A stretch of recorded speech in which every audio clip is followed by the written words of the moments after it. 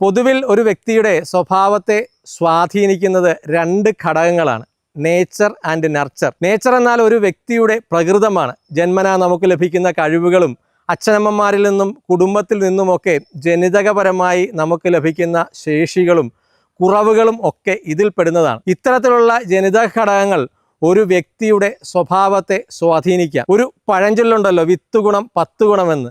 പരമ്പരാഗതമായി നമുക്ക് ലഭിക്കുന്ന ഈ സ്വഭാവത്തെക്കുറിച്ചാണ് ഇതിലും ഉദ്ദേശിക്കുന്നത്. ഈ നെർച്ചർ എന്നാൽ ഒരാൾ വളർത്തപ്പെടുന്ന സാഹചര്യങ്ങളാണ്. വീടും നമ്മൾ വളരുന്ന സമൂഹവുമെല്ലാം നമ്മളുടെ സ്വഭാവത്തെ സ്വാധീനിക്കാം.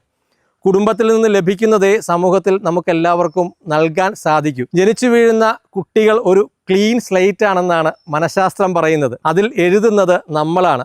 വീട്ടിൽ കുട്ടികൾക്ക് നല്ല സാഹചര്യം ലഭിച്ചാൽ അതവർക്ക് പറന്നുയരാനുള്ള ചിറകുകളായി മാറും. തിരിച്ചായാൽ അവർ ചിറകറ്റ് നിലം പതിക്കാനും സാധ്യതയുണ്ട്. സ്കൂളുകളിലൊക്കെ ക്ലാസ് എടുക്കാൻ പോകുമ്പോൾ ചില കുട്ടികളെ വഴക്കാളികൾ എന്നൊക്കെ പറഞ്ഞ് കൗൺസിലിങ്ങിനായി കൊണ്ടുവരാറുണ്ട്. ഇവരുടെ പലരുടെയും വീടുകളിൽ പോയാൽ ചിലരുടെയൊക്കെ വീടുകളിൽ അപ്പനും അമ്മയും പരസ്പരം കലഹിക്കുന്നവരാണെന്ന് നമുക്ക് കാണാൻ സാധിക്കും.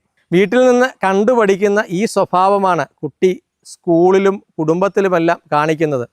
ഹൈപ്പർ ആക്റ്റീവായ കുട്ടികളുടെ കാര്യവും ഇതുതന്നെയാണ്. അറ്റൻഷൻ ഡെഫിസിറ്റ് ഹൈപ്പർ ആക്ടിവിറ്റിയാണ് പലതും. അതായത് വീട്ടിൽ കുട്ടിക്ക് ആവശ്യമായ ശ്രദ്ധ ലഭിക്കാത്തത് മൂലം അത് കിട്ടാൻ കുട്ടി കുസൃതി വർദ്ധിപ്പിക്കും.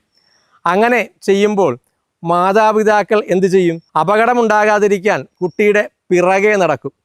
അങ്ങനെ അപ്പൻ്റെയും അമ്മയുടെയും ശ്രദ്ധ കിട്ടുക എന്ന മാനസികാവശ്യം അവൻ സാധിച്ചെടുക്കും. കുട്ടികൾ അർഹിക്കുന്ന ശ്രദ്ധ കുസൃതികൾ കാണിച്ച് തുടങ്ങുന്നതിന് മുൻപേ അവർക്ക് കൊടുത്താൽ ഇത്തരം പ്രശ്നക്കാരായി അവർ മാറുന്നതിൽ നിന്ന് നമുക്ക് അവരെ തടയാനാകും.